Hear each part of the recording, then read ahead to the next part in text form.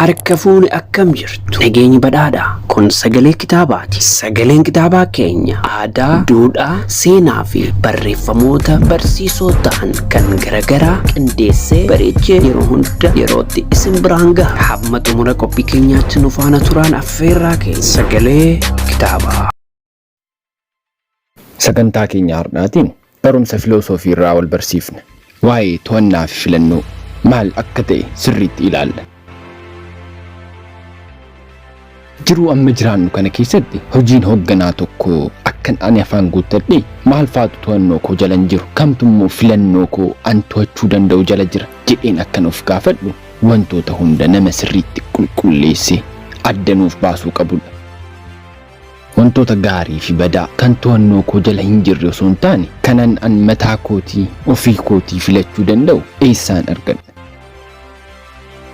Wanni ijoo manni barumsaa filosoofii nu barsiisu wanta jijjiiruu dandeenyuu fi wanta jijjiiruu hin dandeenye maal irratti akka dhiibbaa uumuu dandeenyuu fi maal irratti akka hin dandeenye adda baasuudha. Yeroon sa'aatiin deemsa xiyyaaraa kee sababa haala qilleensaatiin tureera haa jennu. Hanga feete hojjettoota daandii xiyyaaraa irratti iyyuun kee haala qilleensichaan jijjiiru.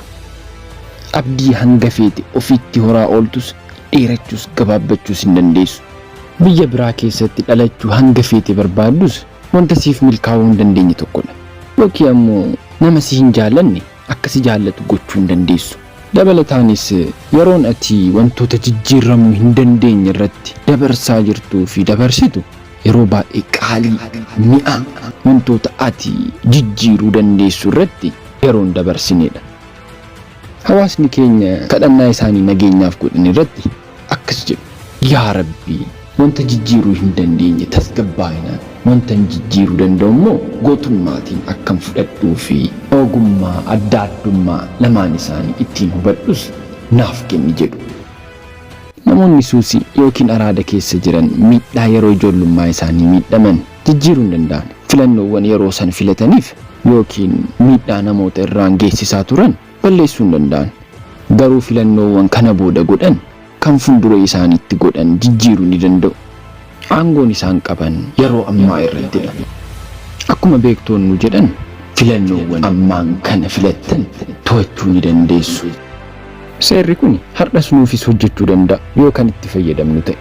Guyyaa keenya har'aa keessatti kamtu to'annoo keenya jala akka jiruu fi kamtu immoo to'annoo keenya jala akka hin jirre yoo sirriitti qalbeeffannee ilaalle nama gammachuu qabu qofa osoo hin taane namoota qabsoo irra jiraachuu isaanii hin hubanne irraa faayidaa adda ta'e guddaa isaanii arganna. Ayyaana maatii keenya wajjin gammannee akka hin dabarsine bubbeetiin dhoorkamuun keenya waan salphaa ta'uu danda'a. Garuu wantoonni biroon akkas salphaa ta'uu dhabuu danda'u. Wantoonni guyyaa guyyaadhaan jiruu keenya keessatti ta'an baay'een isaanii murtee nuti kana dura murteessineetiin kan dhiibbamanidha. Murteewwan sun hundi dhiibbaa guddaa guyyaa keenya har'aa irratti qabu. Kanaaf obboleewwan koo wantoota murtee keenyaatiin ala uumaman irraa kan hafe haalonni baay'een isaanii bu'aa gochoota keenyaati. Kana jechuun koo garuu to'annaa keenya jala jiraachuu koo miti. Shakkii tokko malee filannoowwan kana dura filanne balleessuu hin dandeenyu.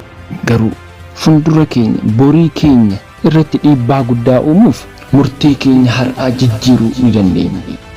Sagantaa keenya filosoofii kutaa tokkoffaa yoo jaallattan like, share, subscribe, comment gochuu keessan hin dagatina. Filosoofii kutaa lammaffaatiin walitti deebina. Horaa bulaa.